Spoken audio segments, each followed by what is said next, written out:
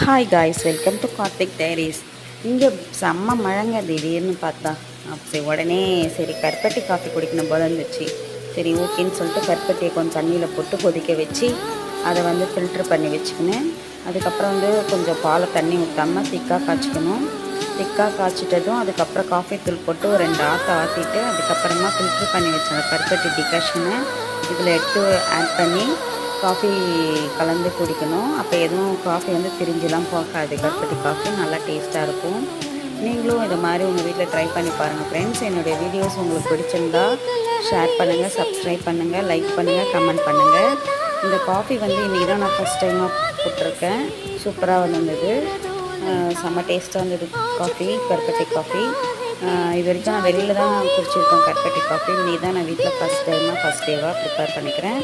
சூப்பராக இருந்துச்சு. நீங்களும் ட்ரை பண்ணி பாருங்கள் ஃப்ரெண்ட்ஸ். Thank you to all.